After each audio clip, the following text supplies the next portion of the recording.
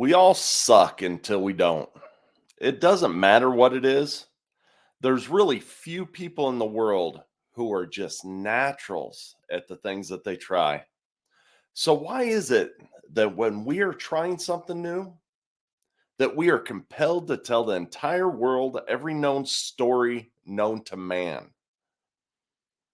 And at the same time, what are we telling ourselves when we're out there telling those stories?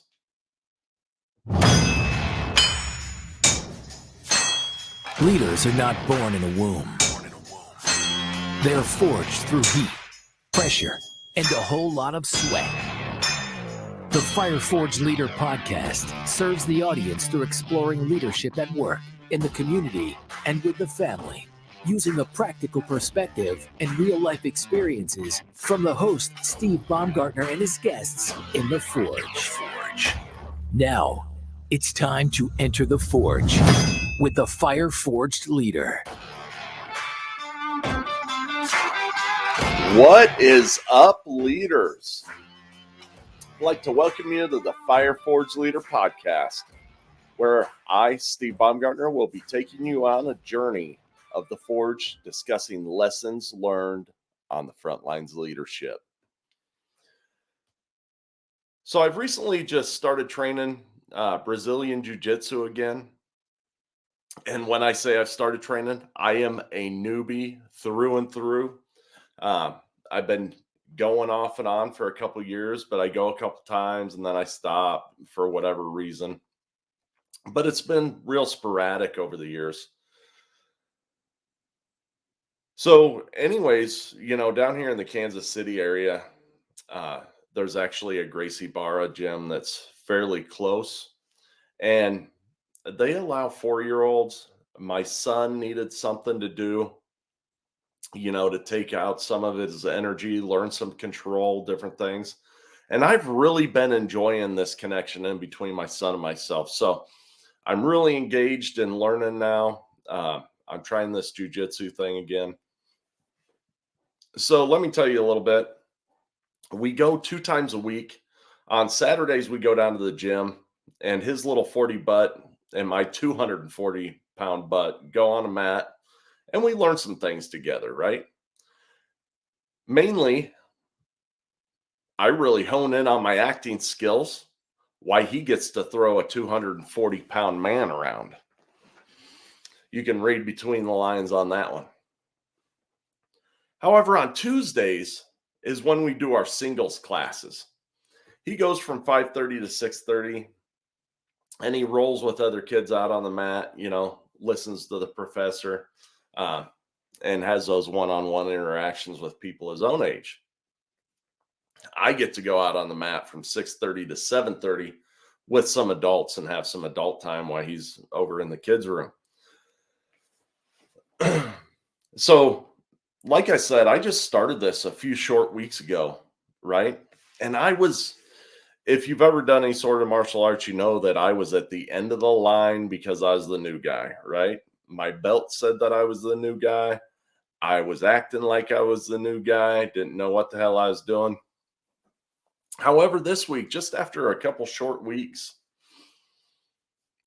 I'm like a third of the way up the line already because we've had quite a few new guys join after me. So, they're standing down there at the end of the line, looking over, seeing all these guys who, have higher ranks or whatever. I'm not even a higher rank. It's just that I've gotten to move up the line a little bit. So I've been watching these new guys and really just seeing how they relate to the rest of the group. And let me start out by saying that the GB gyms are absolutely fantastic. If you're going to do jiu-jitsu, join one of these gyms because it is a learning experience. You don't just get thrown out on the mat and say roll. It is full of instruction. You learn things, treated with respect. The men in the locker room, they were quick to introduce themselves the first time that I went. And the feeling on the mat is really one that everyone is out there trying to help each other grow. And it's just a huge family culture through and through. Hell, even this Saturday, Sherry and I are dropping off our 3 kids at the gym because they're having parents' night out. So they're sponsoring this thing, it's a couple bucks per kid, you know. It's probably less than what we pay sitters, to be honest with you. And it's 3 hours where the kids are going to be at the gym. They're going to have some pizza. They're going to watch a movie, play a couple games, roll around on the mat a little bit. And Sherry and I are going to go out and have a date night. So that's the type of family culture that this place has. So let's get back to the new guys. This week, there was one new person who showed up. The 52-year-old guy. I'm running up on 48 myself. Not too big of a difference. I got a little bit more hair. Anyways, I knew that he was new. I'd never seen him there before. He had the gi on that said intro on the collar, right? So I went over and I introduced myself because that's what happened when I came in. That's the culture of this place. So I went over there and I told him, hey, I've just been here a couple weeks, glad that he was here, that I thought that he'd probably get hooked, and we talked about the rest of the pleasantries, how many kids we had, all that sort of thing, exchanged names, and just a little bit about each other. Then he starts up with what I'm going to call the newbie complex, right? And it sounds really bad when I say it today, and it absolutely drives me nuts. I'm not going to lie, but it's something that I dealt with for years and years and years and years. But he tells me, things like, hey, man, I've never done anything like this before. I don't know what the hell I'm doing here. I didn't even wrestle in school. I'm not very athletic. I know I'm thin, but that's just hereditary. He goes, really? I'm just an old guy and I go to the chiropractor a couple times a week. I'm not sure where the hell I could use this. I don't even watch MMA. I'm not really sure what the MMA comment was about, but anyways, I told him a couple things, like, man, it's going to be all right. You join the right place with the right atmosphere, people here just want to help each other learn. I told him that it's not about MMA, but it's a good skill set to learn, you know, even if you never have to use, this art form, it's something good to have in your toolbox. And you're going to learn things besides the jujitsu out on the mat, control, discipline, thinking through things. There's a lot to learn out there on the mat. But then, of course, class started, we were just stretching out at the time. And I went over and I was rolling with someone else that I got paired up with. But this gentleman was close and I could hear him, and I don't know how many times throughout the class I heard him repeat all this stuff. It had to been at least 50 times, and there wasn't that many guys out on the mat. We probably had 15, 20 people out there, and I'm sure every one of them, knew that he was the new guy. So we ended up standing by each other for a little bit, and he starts going through it again with me, like we had never met before. And I stopped him in the middle of the conversation because he needed someone just to say something to him. And I told him just straight up, I said, dude, no one gives a shit. I know what you're thinking right now. Damn, that's pretty harsh, especially for that culture. Yeah, I get it. I get it. I can see why you think it's harsh. But you guys don't really think that's where I ended the conversation, do you? You guys know me. I talk way more than that. So let's frame up the rest of the story, shall we? So this is how the conversation really went. And this isn't word for word, but I said, dude, no one gives a shit. We all know that you're the new guy because of the color of your belt. You're just like the rest of us here. And I pointed down at my belt, which was the exact same color as his. And then I pointed over to Matt too. And I said, the good guys are over there. And I pointed at the other mat. And then I pointed towards one individual who was one of the most welcoming guys when I first came. And I pointed at him. I said, you see that bald guy over there? He's only been doing this for about 2 years. See how good he is? But guess what? When we were first talking, he told me that when he started, he thought about quitting because he couldn't make it through an entire session for about the first 2 months.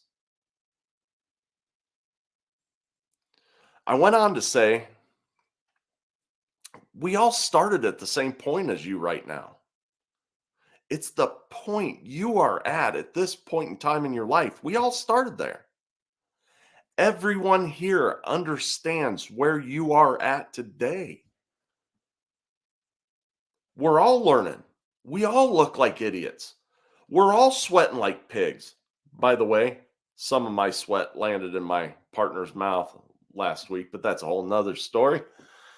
Anyways, get out there and just be a jackass with the rest of us. I kind of chuckled afterwards. He kind of chuckled.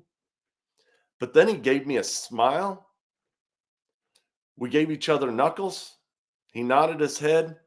He bowed onto the mat. He went out and had a great time for the rest of the time. And then after class was over, I saw him signing up. He was just on his one trial class that was free, but he was signing up after that class. Now, I wish I would have gotten this gentleman's number because sometimes I think we have to just be frank with people, right? Dude, nobody gives a crap that you've never done this before. Just go out there and do it, right? Everybody starts at that same point. So let's psychoanalyze this for a bit. So when I started jujitsu again this time, I didn't have those type of feelings, right? Because I'm a different person at this point in time. But I did know exactly where he was in that moment. Maybe not with jujitsu, but with other things in my life as I was getting to this point that I'm at today. I started out at the same place that he was in that moment. I've been insecure. I've been stuck in my own head. I've doubted myself and I've doubted the situation around me. I've doubted that I could fit in with the group. I've been exactly where he was. And for me, his words were very difficult to hear as a second person in that conversation. And from my point of view. But that's not the hardest place to hear him from. As I heard his words, I remembered how those kind of words felt. I remembered saying things like that in my life. I remember reiterating the same thoughts and opinions about myself out loud. Like I just said, it sounded bad for me to hear as the second person in that conversation, but that sound inside your own head and your own heart as you're speaking it out loud to others, well, let me tell you, that second person, they might hear the words that you're saying, or what your meaning is supposed to represent. That, hey, I'm the new guy here, take it easy on me. That might be what people hear. But what you're hearing inside yourself when you say that is things like, I'm no good. My worth is so low that I need to cover it up with this bullshit. I'm insecure and sensitive. I'm a loser. I'm no good at making friends, and many, many other things, right? It's hurtful to yourself. It degrades your value.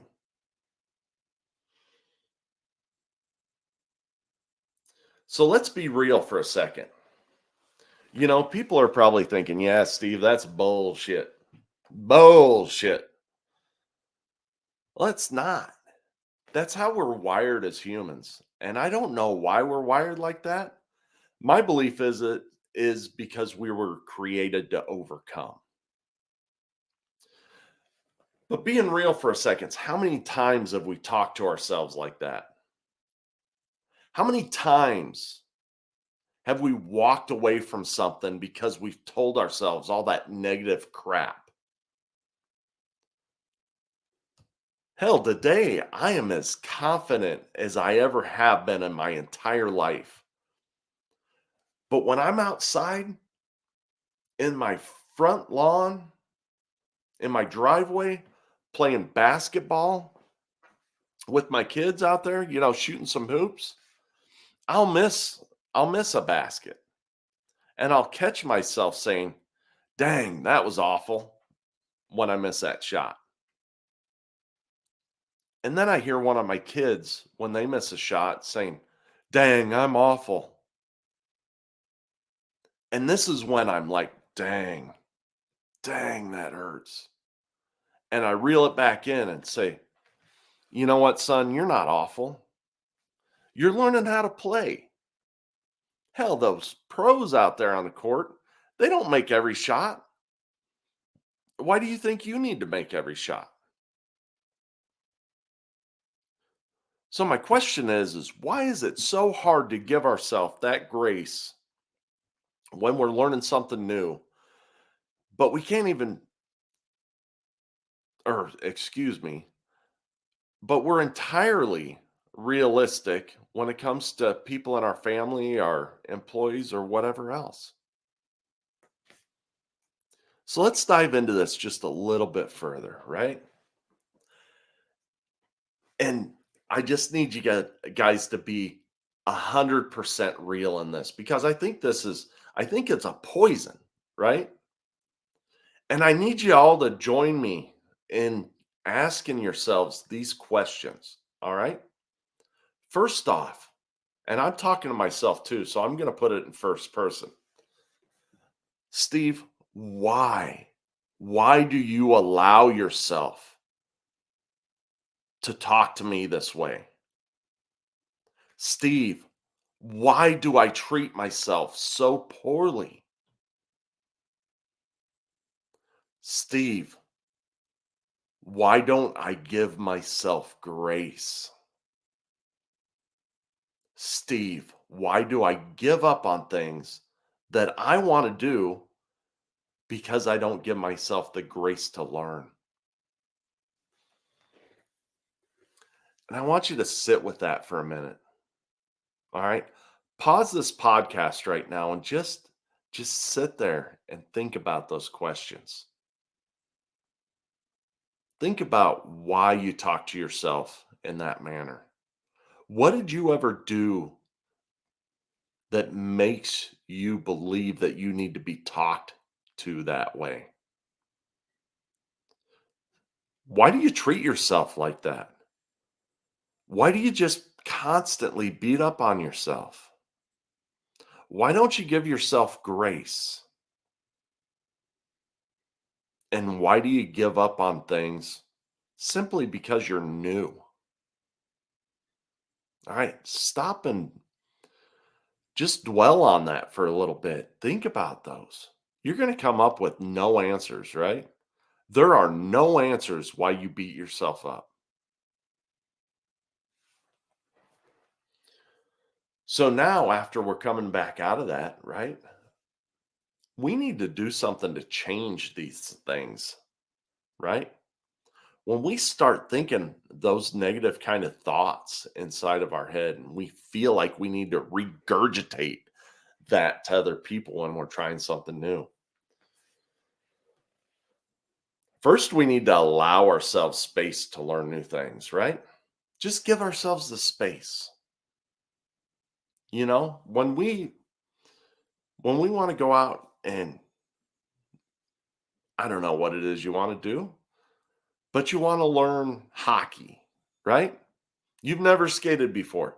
You got to give yourself some space to learn all those new things. You're not going to make that perfect slap shot, right? If you don't know how to skate, learn how to skate. Give yourself that space. We also need to just have a simple awareness about ourselves, right? We're humans. We need to learn things. We're not going to be great coming straight out of the gate when we're trying to learn a new talent. So be aware of that, right? Go in there understanding, hey, I'm the newest guy out here and I'm going to screw up. It's all right.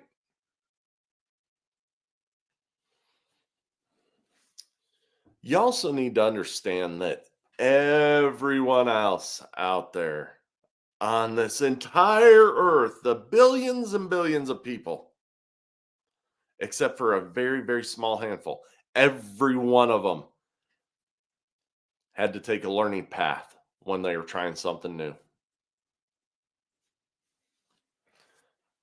And damn it, leaders, give yourself some credit when you're out there trying something new. Give yourself the credit that you can actually learn. Give yourself the credit that you're going to get better. Just value yourself overall. And damn it, don't give up. And then finally, I'm just going to say it. You guys hear me here every week. This is, I don't know, the 28th episode, I think, 29th maybe.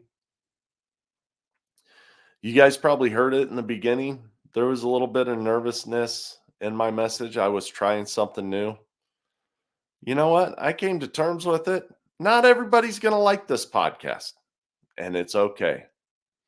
But I'm going to go out and be a jackass, and nobody really gives a shit. The people who like it are the people who like it. The people who don't say anything to me. So I'm just giving myself the freedom to go out and be a jackass, and we'll see where it goes. So anyways, leaders, stop treating yourself so poorly. Give yourself some space to learn some new things. Understand that you're not going to know everything out of the gate. Everybody has to learn. Give yourself some credit that you can learn things new, that you're going to get better. Don't give up, and by all means, go out and be a jackass. All right. That's all I got for y'all today. If you appreciate what you heard here today, I invite you to leave a rating and review. Smash that subscribe button on whatever podcasting app you're currently listening to. It's been kind of stagnant here lately on the ratings and reviews. I've been hanging out there at about 136 5-star reviews. I'd like to get that bumped up because I've also seen a plateau on how many listeners. Not that I need more listeners, but what I truly believe is if I have all these people listening, there's other people who deserve to hear this message as well, right? I believe that this is a unique message, and there's people out there that can benefit from it. And if we're not doing those things, if we're not leaving the ratings, we're not leaving the reviews, we're not subscribing, what we're doing is we're not changing the metrics that help it get out to those other listeners. It's not about me. It's about getting the message out there. So anyways, continue to join us here in the Forge. We're going to have a lot more people on. We're getting to the point of the podcast where people are starting to reach out to me rather than me reaching out to people, asking me to be guests on the podcast. So that's pretty awesome. And with that, ladies and gentlemen, go out there and lead with intent. You have just experienced the heat and pressure of the Forge. Remember, words without action are meaningless. Now, after the heat of the Forge, shape your thoughts, quench your brain, then put your new tools to use, adding to your leadership. Tune in next week for more lessons from the Forge.